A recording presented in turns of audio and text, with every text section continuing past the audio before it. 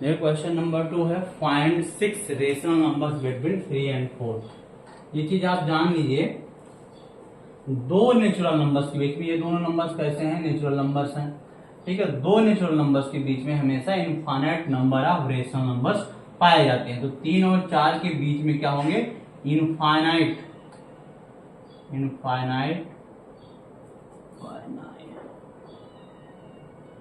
Number of rational numbers,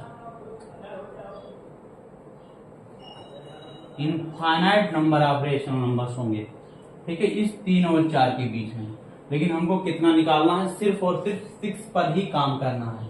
6 rational number हमको निकालने हैं। देखिए, इसको निकालने का दो तरीका है। एक तरीका तो क्या है, अब देखिए 3 और 4 है। सबसे पहले इसको क्या करिए, दोनों तरीका हम बता देते हैं।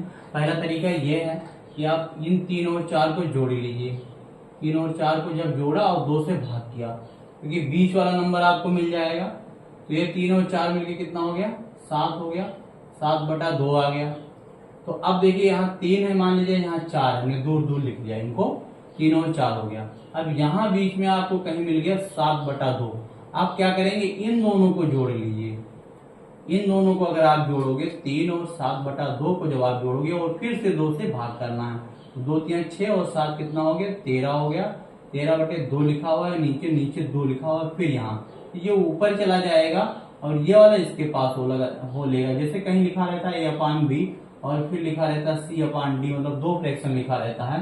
तो A/B तो ऐसे ही रहता है और ये पलट जाता है। ये वाला जो नीचे वाला रहता है वो क्या बन जाता है, D/C हो जाता है। मतलब ये बन क्या जाता है, AD/BC बन जाता है।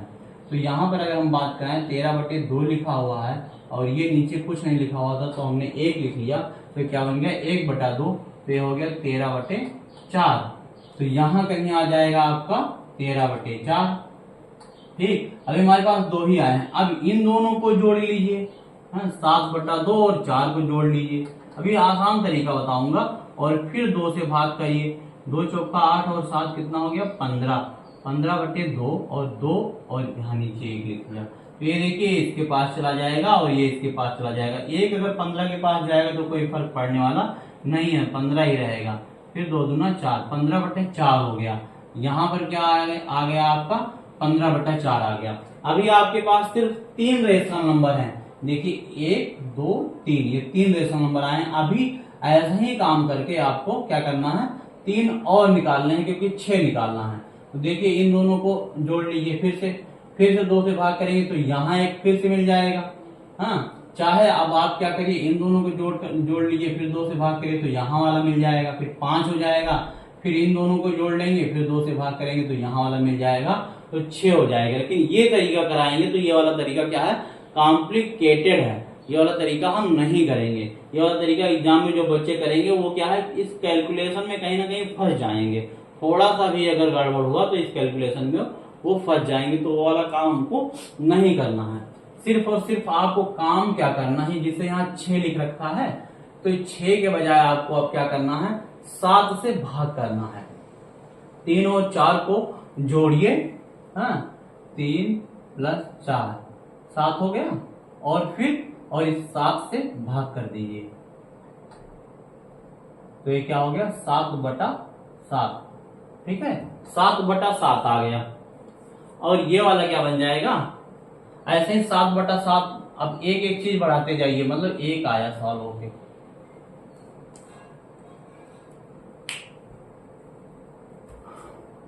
हम लोग ऐसा इसका डिस्कस करेंगे, उतना आसान तरीका डिस्कस करेंगे जिससे कि बहुत ही आसानी के साथ ये वाला क्वेश्चन सॉल्व हो जाएगा। इस तरीके से अगर करेंगे तो निकलेगा इससे भी थोड़ा सा, लेकिन कॉम्प्लिकेटेड हो जाएगा। अगर जिसको ये वाला तरीका ना समझ में आएगा जो आप बताने जा रहे हैं, वो इस तरीके से भी निकाल सकता है।